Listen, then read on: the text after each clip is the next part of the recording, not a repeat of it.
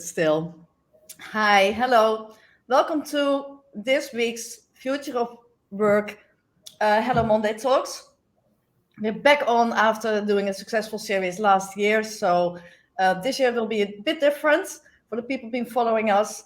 I'm gonna be. My name is Angelique Slop. I'm the founder of Hello Monday Club, and last year I did this with Trevor. A lot of exchange about the future of work. And this year we'll be having more guests, and we'll be talking about specific business cases. And today our first guest of the new series is Marieke. Marieke Papers, welcome for Thank numbers. So let's just show up so we can see our names here. For the people tuning in live, we are live on LinkedIn, live on YouTube. Please say hi, leave hi in the comments, tell us where are you watching from, and why are you here, and feel free to ask any questions or comments because it's going to be an interactive future work talk where the aim is to learn and to grow and to understand better where organizations are heading and what is the future of work. Welcome, Marieke.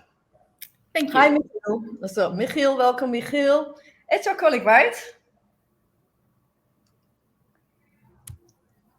Nicole, hello. We have a little bit of a delay in the live stream, so people just leaving the comments right now, and we're happy. Hi, Joost. So we're happy to see you all showing up in the live, today's live. Marieke, I'm excited to have Marieke here. Marieke is CPO of Numbers, a company that I've been following for a long time. As you know, we are always talking about the future of work. We are talking about new ways of working. Better said, sustainable people strategies that will serve us for the long term. And I like talking about it, and I like helping companies to get there. But I'm super excited if I can talk to companies that are already experimenting or implementing progressive HR strategies. I've been following Numbers for a few years because it is one of the pioneers of the future of work, new ways of working. And Marieke is going to tell you a little bit more about that. Welcome, Marieke. Tell us a little bit about you. Who are you? What kind of company is Numbers? What do you do? Yeah, thanks for having me. Marieke Papers, 46 years old and CPO at Numbers. I am HR. I'm very fanatic and I really like the topic of HR, but then really in the progressive area. And that's also, I think, why I ended up at Numbers, because this is a surrounding. We are in HR tech, we are payroll and HR tooling that we have for the Dutch and the Swedish markets. And we're always looking for also the newest trends and how our tooling can support that. So it's a little bit practice what you preach. And when we started with this organization, our founder, Michiel, he was already very clear. I really like to have this software organization, but I don't like managers. So can we do it? Can we pull it off without a manager? With him being a CEO and maybe a person in the lead for finance and somebody in HR, that should be, and in tech, that should be enough of managing the people because they really know what to do on a daily basis, what needs to be done. I have no clue about developing, for instance, or finance. So why come to me and have me tell you what to do, right? So that's how we started 15 years ago. It's been a ride. And just a year ago, we started to look into the new era of working, right? After coming back from the lockdowns and starting to play with hybrid working, we were almost forced into looking again at how are we organized, how are we growing in the future, what do we want from these new ways of working. So that's what we are doing, and how we also came across this 4-day work week approach. Okay, cool. Yeah, we'll talk a little bit more about that because I think it shows really Michiel is here, so I'm happy that he's joining us. It's just such a clear example of how a visionary CEO founder can influence the way that they work, and also making this kind of maybe not just out of the box solutions, just being able to say, okay, I trust this enough. I have enough faith in this idea that it's going to work, and I'll do this in my company. Because I see a lot of people just falling back into more traditional structures and ways of working because the unknown is a risk. And definitely why I've been following numbers and Michiel and also you, Marieke, for many years, because I think showcasing that it works and how it works is just going to give that faith to other people to move and to implement it. So the 4-day work week. So who came up, Marieke? Who came up with that idea and what happened? Yeah, somebody else, of course, came up with the idea, and both Michiel and I came across this way of working. So I was reading about it somewhere, Michiel heard about it somewhere, and we were sitting together in one of our MT offsites, and we were saying to each other, did you hear about this? What do you think? Is this something for us? Would this be helping us making the steps into the future? So we really talked together about how much we liked the whole idea behind it also, and how we could see that this would be really beneficial for us, for our people, but also really for the innovation part of our company because of the creativity and well-being of our people at the base of the company. So that's how we started. Afterwards, when we started to talk with people, of course, they also have read about it, but they didn't dare to ask for it. So I think more people have seen it. We are very progressive as an organization. So then, right, you come across also the more progressive organizational model. So everybody had seen it, but more in a sure. And then it's a 3 days work week. And then what, right? So everybody was more, is this for real? The But cynics, the cynics. Yeah, yeah, but I can imagine. But yeah, it's actually how we came to the 5-day work week as well, right? Because before that we have a 6-day work week. And to be honest, I'm in Brazil, and many people here work 6 days a week. So I can understand that people might have that kind of cynicism or like too good to be true feeling, maybe even because the 4-day work week model, just for people that tune in, it's not the same as part-time working for 4 days. It's really the output is the same and also the salary is the same, and the benefits is the same as a 5-day work week. So people just work less, just a day less, right? Is that the model? How did you map that out, and how did you design it on paper before you started? yeah. So for us, it was really about what do we need or what is not working well. And for us, the flow towards actually the update that we have weekly, we work agile, we have this continuous development, continuous delivery. So this flow is kind of at the start of how we are organized. And we felt that with working from home, with the flexibility that people were taking, and they can take it, we also felt that we were losing efficiency.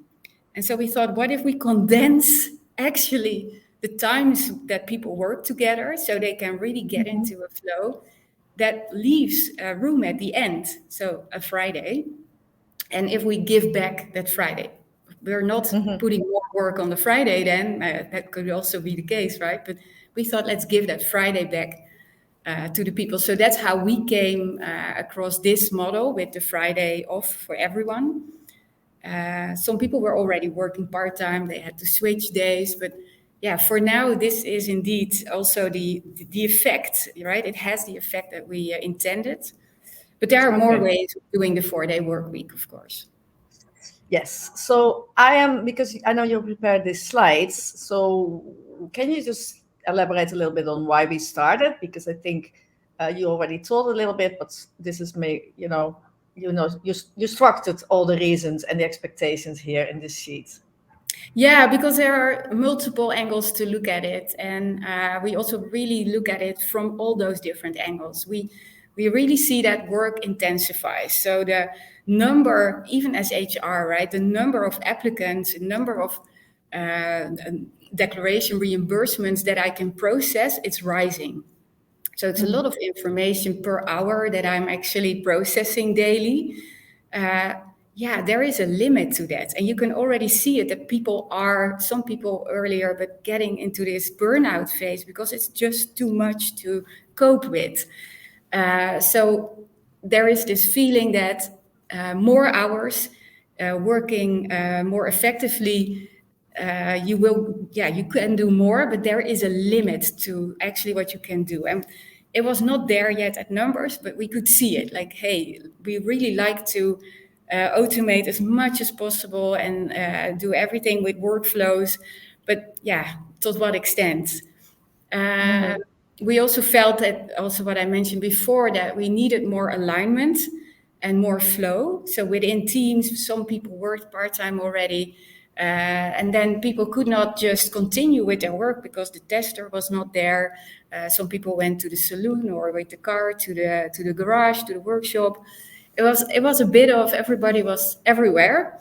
And also, very honest, on Friday after lunch, we had the lunch dip and then one more meeting. And then, yeah, effectivity was really not there. And we really liked to just have fun together. And that's nice. But some people are then like, instead of having fun, I can also go home and start with some chores and have a really relaxed Saturday. So we felt a bit, hey, there is some balance issue and balance need from our people. Like I said, why not give back that Friday that you maybe free up time if you work more efficient, but really not to the investors, but to the people then to recharge. Because if you really work hard, you also need to rest hard. You really need to wind down, tune off, and that's what you do for 3 days in a row. That's like at the start. And I also really look at it from the bigger perspective that we have constantly, I think yesterday in the news again, all these debates about the part-time working moms in the Netherlands or not even working women in Portugal, because they cannot combine it, a full-time, a really respected full-time job. You cannot combine it with the essential need to also have a household with kids or without kids, taking care of family, maybe some volunteering work. That's also very essential that people do that. And I really feel that corporates cannot claim people for 40 hours anymore if we want to use everybody there. And that's the... I guess that so resonated with me. I got this like actually goosebumps because I do so feel strongly about this social responsibility that we have and changing society and addressing the problems that we have. It is critical that companies start to change the way they work, because that will have the butterfly effect on everything else in society. I love it. I hear a lot of things that, well, I agree with everything, first of all, except I'm going to challenge you on one thing, because this is why we are here. We are growing and we are learning together. So you say give back to the people instead of the investors. That implies that there's something to give back, while actually there isn't, because that is a mindset that is still an hour, like, the 40-hour work week, and we compensate the time and the labor that you put in. While if you look at this just results, there is nothing to give back. You just organize everything a little bit smarter, which means that people just, instead of hanging around, sitting in the office and chatting because their mind is floating somewhere, or being, whatever, booking a holiday on there, you just organize smarter. So there's nothing to give back. And we are this mindset about this is my time or this is the company's time, it is so deeply rooted in our society, in the way we think, and I call it the industrial mindset. And it's essential that we challenge that all the time. So although you've moved to that, you still have some of that mindset lingering in the language that you use. So I'm always, addressing that, because it's very important that we be aware of it. Like, of course, everybody has it. Me too. It's just, but in a safe space, challenging and say, hey, but whatever. there's nothing to get back. The investors shouldn't be thinking that they're missing out on something, because they're not. You actually get better results. Like, I'm curious to hear more about the results in the end. So, and then also what you said, apart from the social responsibility, you also mentioned that people really need it. So this 40-hour work week, 8 hours was the optimum. And that was invented for factory workers, people that did manual work that didn't require any thinking. The managers had all the knowledge. They kept away the knowledge from the employees. So they didn't have all that input while they're doing their work. And then 8 hours was the optimum for that kind of work. Imagine us in a knowledge society. The optimum for you, it's 32 hours a week. I would challenge that even. I think it's less. I think that there's research that it's like 4 hours, 6 hours a day. It works for me. For me, it's like after 4, 5 hours, 6 hours, I'm kind of like, my mind just stops. I just need, my body wants to move, and it's the optimum. So if you make, and this is what Henry Ford understood very well, if he had rather 3 shifts of people with 8 hours than making people work 9 hours, because that 9th hour he was losing money because it was past the optimum. So if you would ask people to work more than the optimum, means that you're actually not effectively using those resources. So also from a super financial productivity point of view, does it make sense? And then indeed our society, in that time, it was the men that went away for 40 hours, and the women took care of the children in that model. And we've created a society that both men and women are supposed to work those 40 hours, while we're in a society that has totally different demands, where we get more input, where we also have children that are more demanding in the way we want to bring them up, and, from a higher conscious. So I totally agree. There's volunteering, there's so many other things people want to explore, different horizons, be creative.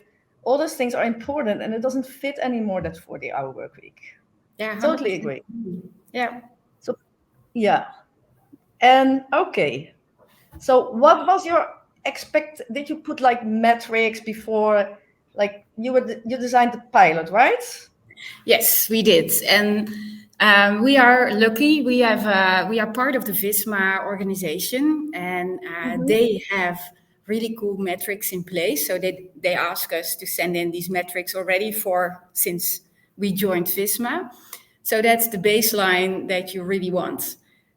Something that you already are measuring. And I put in, of course, the common HR metrics: retention, turnover, sickness, well-being. Yeah, you can only imagine how that is in a better place. It was even before we started the pilot and only just told people, hey, we're going to do this already. Well-being, the scoring in the survey went up. So people were really appreciating this effort that this form of respect, actually. Facts that we can also measure, and we are measuring, are the code reds that we might have. Of course, we would like to avoid those. Technical issues, how customers value our product and how customers value our support, because that should be minimum the same. And we were thinking how to measure creativity and innovation. That's if you have more cool stuff. So that's also how, users, our customers are valuing our tooling. So that's why these numbers are in there, and we are following them. And one of the most important ones is, of course, revenue per FTA. We are in a line of business that we have year subscriptions, or we don't, but it's very smart to have it used yearly in a calendar year. So that's very hard to measure per month. You can only do that at the end of the year, that you really see how is the revenue doing with the amount of people that we have working. And then FTA is, of course, in a 4-day work week, also a full-time equivalent. So that is the same, but with 4 days instead of 5. So that's something we measure, and we are in a good place there as well. But that's only to be compared with the ones in December and January. Okay, let's just dive a little bit deeper in there. So you put those metrics in the beginning of the pilot, right?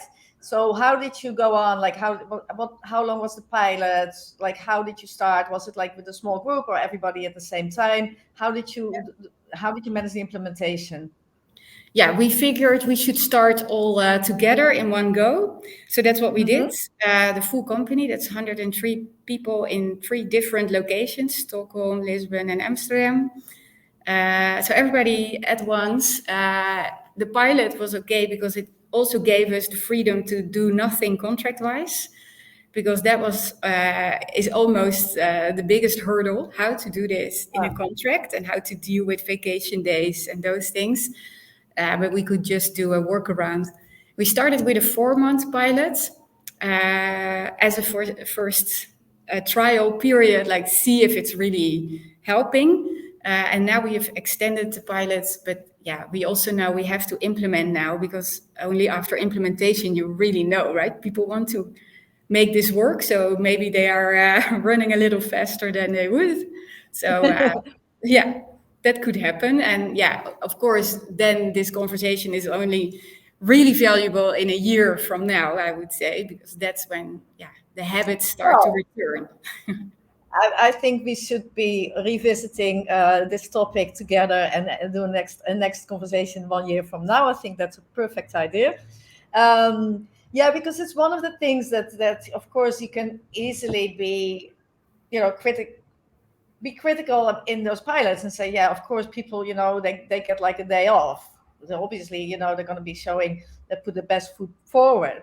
And I've been saying that a long time for a 4-day work week is the same as a 5-day work week, only shorter, because you don't change really the way you think. So, and especially if you're in that time and presence mindset, like exchange hours for time, then that's probably what I'm saying is probably more valid, because then you really, and at one point people still, they're still booking that holiday, but then they do it in the 4-day work week instead of in the 5-day work week. So it is about bringing that efficiency in there and managing on the results, right?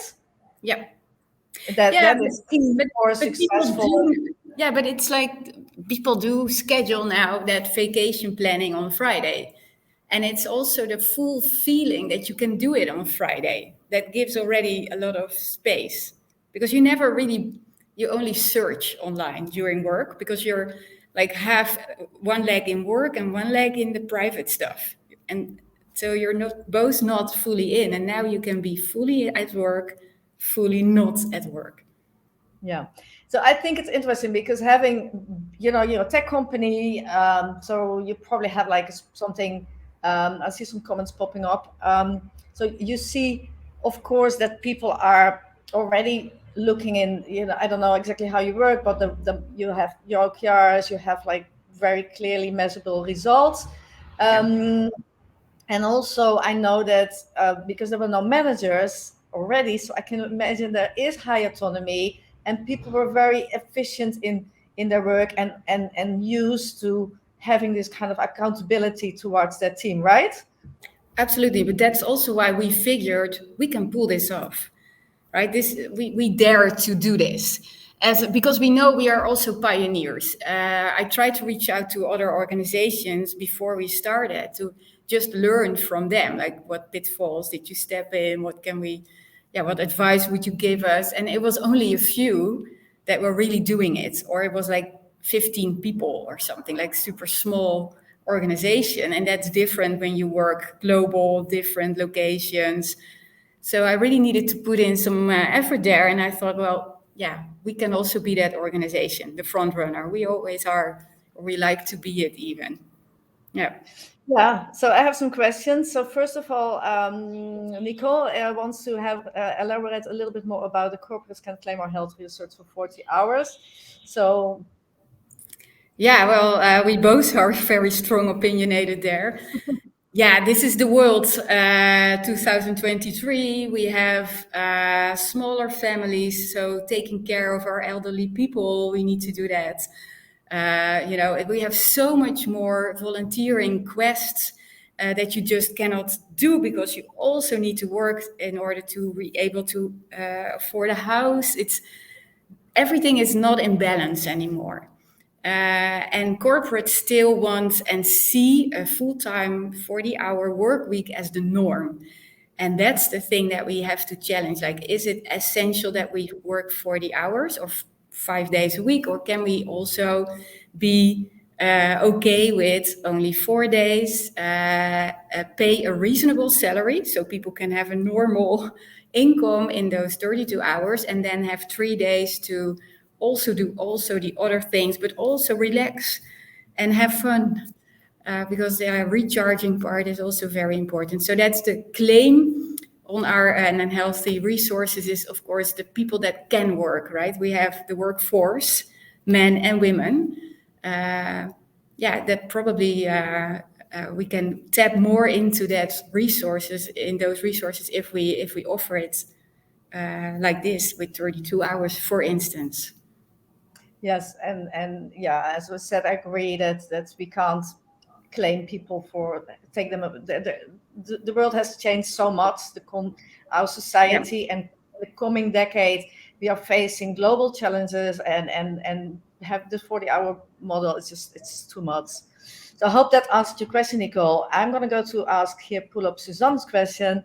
Hi, Susanna. Susanna is one of our pro members in the Hello Money Club. She's one of our part of the Future of Work Leadership Circle, and I'm happy you're here and asking this question, because we have been talking. Me and Marieke have been talking about the model, why there is the 4-day Monday up to Thursday model, because there is shorter work week. I call it the 30-hour work week, more general. So you can choose different models. You can say we have compressed days. People work only in the mornings, or people can work whatever they want, 7 days a week, and then in the evening or in the morning, and then they have a lot of more flexibility that fits better their individual needs, or they can work maybe in the evening, because if they prefer that. And this model that you chose is more rigid in the time frames. So can you elaborate on that, and also answer Susanna's question while you are talking about it? This is a very good question also, because we have had to face this, because yes, we have a support and we have an on-call infrastructure team. For us, the way we are set up, it's about the flow, working towards our delivery, our update on Wednesday evening. So to be sure that everybody is there, dedicated, working towards the update, and also the day after taking care of the update results. That makes us really organized in those 4 days, and we have the teams are really strongly working together. On the other hand, we do have this support team, our contact center. They are actually behind me. They take calls. They do work together. They have fun together, but it's very take the call, take the ticket, and process it.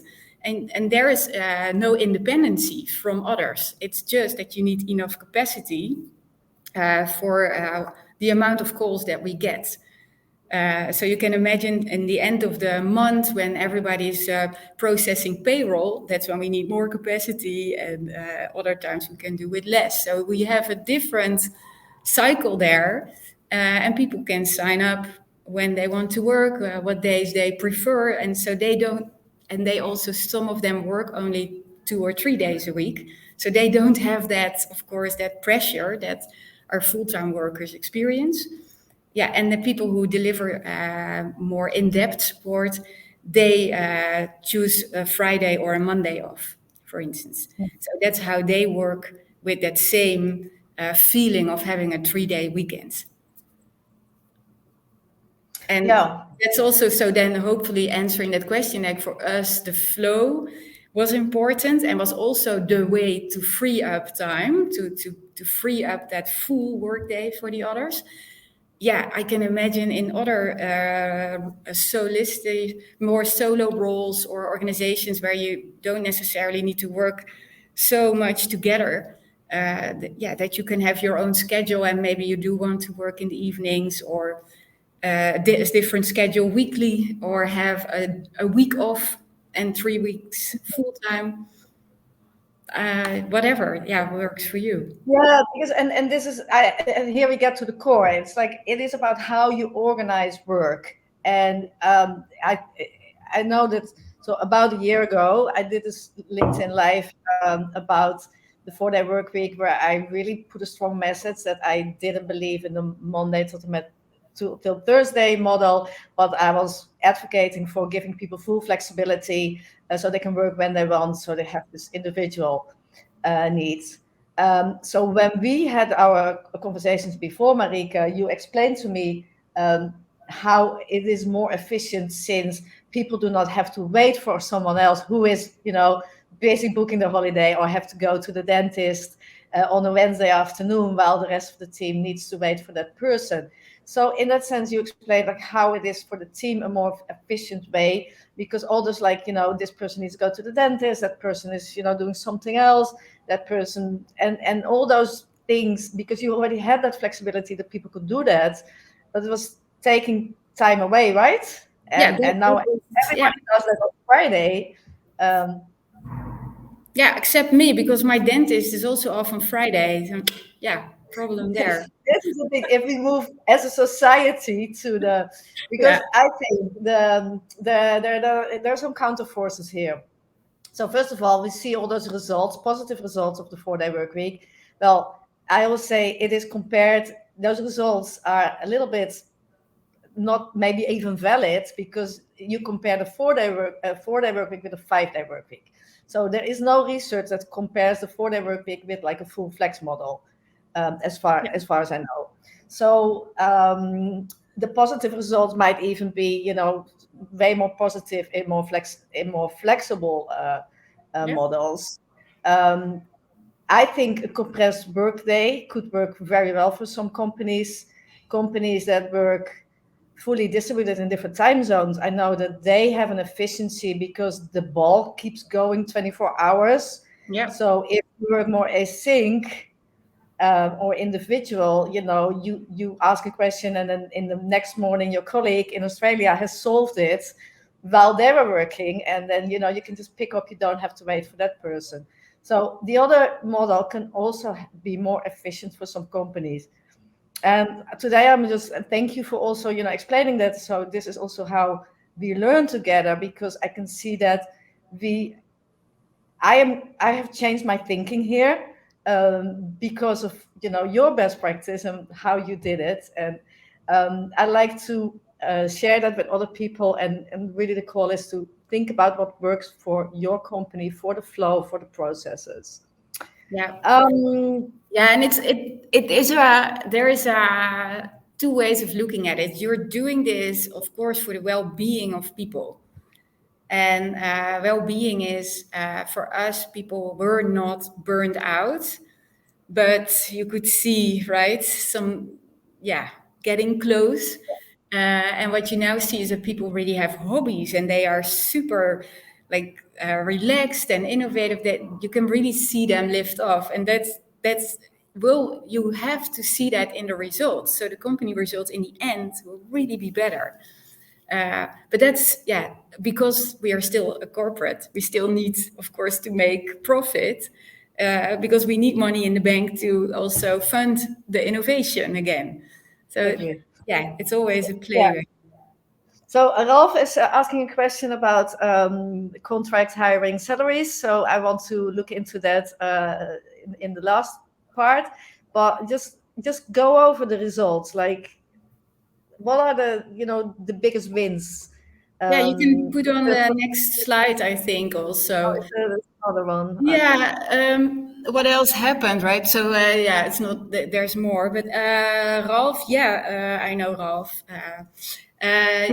We didn't reduce salaries, and that's also, we always will have fair pay. So also for the new people, we need to be comparing them to each other, right? So we cannot just lower a salary or do that. But what we can do is, I don't know how it's for you all, but some people are asking for a higher salary because they are rare, right? There are more organizations that really would like to hire them and that make an offer, and we are not having to be. We don't have to be competitive on that salary angle anymore because we have the 4-day Ah, work week. So in the end, we don't pay crazy salaries because of what is happening in the world with the shortage in talent.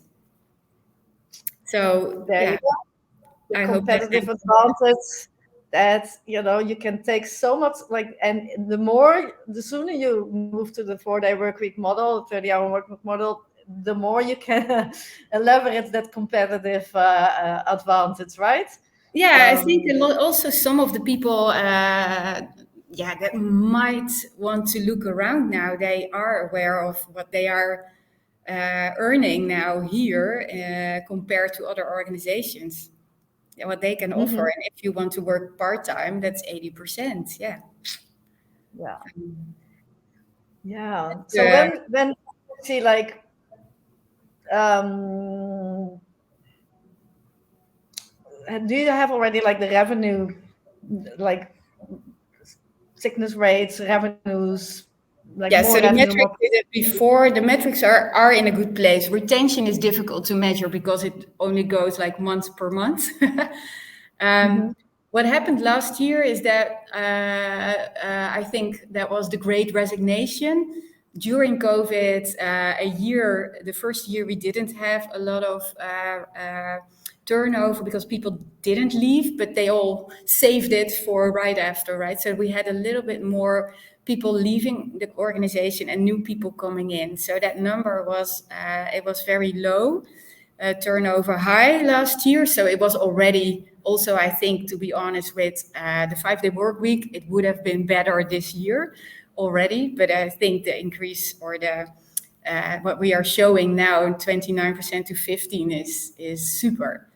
And it's also in a place where we want it to have. We have a lot of students that only work with us for 2 years, for instance. So it will always be not super high. And I think 4 years is, for instance, something I would like to see, but it's also not really realistic in all. Yeah, that's I think the well-being is, I think, the best number that you can see, where that people really appreciate that we are doing this. They really feel valued, and that energy, that positive energy, is brought back to the work. Exactly. I think, to summarize that, it is just, you are a responsible employer that is a human-centric employer, organizes work efficiently, listens to the people, understand there is a change in context. It's basically just doing the right thing and understanding that this didn't work anymore, so we just find something that does work and that does serve us. And that feeling that people recognize that, and that will have that effect of people being happier, feeling valued, attracting new talents. So I can imagine that this is just an amazing, um, in it's just an amazing experience, I assume, and especially moving towards that as a company, and having that collective experience of just having this different way of working, more free time, more time to start looking at things that you couldn't do for years. So I can imagine that is that feeling that will wear off, like, of course, in 1 year from now, but still, I can, new people will be experiencing it. They will be valuing it. So, Yeah. um, yes, Susanna has another question, and I think, yeah, because this is also an interesting question that is also not only for numbers, but maybe for a lot of hybrid organizations also Yeah. valid, because I know a lot of people work from home anyway on Friday. So I think there's a lot of offices empty on Friday, right? Yeah, I feel the same. So this is, I think, an issue that is everywhere. And yes, more for us. The other days the office is fuller because people have only 4 days to choose from instead of 5. Yeah, yeah. This is. this is a bigger quest, and I think the solution, it's something we will come up with in the coming years, right? There are other organizations also battling this, so let's see what happens. Sharing offices or moving to smaller ones. I don't know what is the best solution.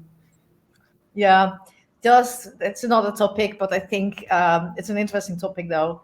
And I think like co-working spaces, third spaces, smaller places, hubs, people really working more from home. I think that is like a shift that will happen anyway, because also, if you are extending your lease, you will have this discussion for sure. And the Yeah. real estate market. And we have a housing problem in the Netherlands. So it's kind of like, really, do we really need all those big offices still? Well, we have this problem, like people that cannot really afford a house. So also social responsibility there, something else. I'm interested in, like, we had one of the things that we thought that was, that I discussed in an earlier life is about people that work already part-time. So did you give them a salary raise? So people already worked, yeah? Yeah, they are the happiest. Yeah, and they really felt also much more appreciated because they felt we were actually doing already the 5 days in 4 days thing. And they always felt this guilt. They always missed out on information on their part-time days. So they feel so much in a better place. We did, of course, had to ask. Some of them were having their day on Wednesdays, so we had to give them some time to adjust. But they all did it. So yeah, that's a joint effort, but very much appreciated by that specific group. Yeah. Okay. Yeah, legislation and contract, because our labor law is totally based on industrial manual time and presence work. Labor law will be the last to catch up on what happens in society. So did you put like something in the contract? Did you change the contract to, does it say 32 hours? Does it say 4 days? So how did you deal with that? Yeah, that's going to be 4 days, not hours, because we really want to stay away from hours. We have, when in the big season, we do work overtime, and you can do that in the evening or on Friday. And we have low seasons that, you take off early or start later.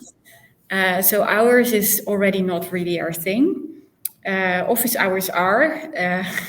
But legislation-wise, it's especially in Portugal, they don't know or they don't have the concept of part-time. So dealing with vacation days and sick days, that's there still a battle. But they are also, government, really looking into that because they also know as a government that they need to change to open up to part-time work. But that's, It's interesting. So I am also, because I was thinking, like the other day, I was thinking like, what's actually the difference between like a 4-day work week and like unlimited holidays, for example? So it's kind of, you basically, I would, if I were in a company and I had to adjust the contracts and the policies, I would just say, well, work takes place from Monday till Thursday in principle, and this is like when we expect you to be available. Because of the collaboration, and just put something like that, and indeed stay away from hours and stay away from holidays like vacation days, stay away from sick days, and just make sure that you move to a results-driven approach. So there is some space in legislations, I suppose. So did you make some adjustments in your payroll system, because it's what you do? Yeah, right? no, that's what we do, and we can always do better. But that's also nice that we are always our own guinea pig, and why we do it. But yeah, we had to play with how to roster vacation days and all the tax pay per day and align with the pension provider. So yeah, that's all like how to communicate that it sounds like it's still full time, and the system can do that easily because it's, in the end, the system doesn't have that issue with what is full time. If you say full time is 24 hours, the system will say, okay, that's your corporate full time schedule. So we found that out after we started, that we already were in a good place there. Yeah. Okay, so your payroll system supports 4-day work week and gives In the that Dutch flexibility. market. So in Portugal, different story. Okay, Yeah. okay. I will just we'll see if we can um, like how that plays out in larger European context, actually, Yeah, no, in especially Sweden, it's for also, we also have people in Sweden, and there you have a little connection between work days and vacation days and the payout of vacation money. So that's also a tweak that we needed there. But yeah, you can always tweak a little and then make it work. That's yeah. yeah, So I think that maybe that Monday till Thursday will be a more societal weekend. yeah. Um, um, just see, Nicole also has a question that is still like the last topic, the number of vacation days. Yeah, because you have the 5 weeks off. So the 5 weeks off, you only need like the 80% amount of days that you had compared when you were 25. So that's, or 5 days, we had 25 holidays, so now people have 20, but they can take in the end the same length in weeks off. Yeah. Okay, yeah. So that's um so if you're not moving to unlimited holidays and you still have like a number, then you can, that's a good solution. Right. So I think what I was going to say is that maybe it's the society, because like if more people go to a Friday off, people will start meeting each other, people will start, it will be another Saturday, it will be another Sunday.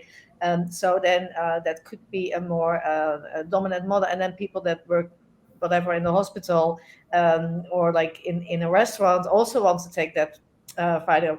I was actually here because I was in a remote place in Brazil, and I was asking somebody, like, why is it so complicated to get transportation from this place to the other place on Sundays? And the guy was like, well, everybody works 6 days a week, and Sunday is the day for family, for friends, to have a barbecue, to drink some beer, to listen to music. He said, so also like the motoristas, like the taxi drivers and the people with the motor tax, they want to join their friends. So there's no transportation on Sunday because they're all spending that day with their friends and family. And I thought, yeah, that's something that you probably see happening in this 4-day model as well. More and more people move to that Friday off, that it will become more a societal thing instead of organizing the work more efficiently, which could be more efficient working is probably 6 days a week for 5-6 hours. So that's kind of a counter force that's probably happening. And wonder, like, people probably, some individuals might choose different models, but I think people are really going to think about that, the longer weekends, as you also mentioned a few times. So are there any more questions for Marieke? Because I think we've covered most of it. Is there something else that we have missed, Marieke? I don't think so. No, I think in general, if you ask people here, they are very happy with it. So I think it's Yeah. for us, it's a So success.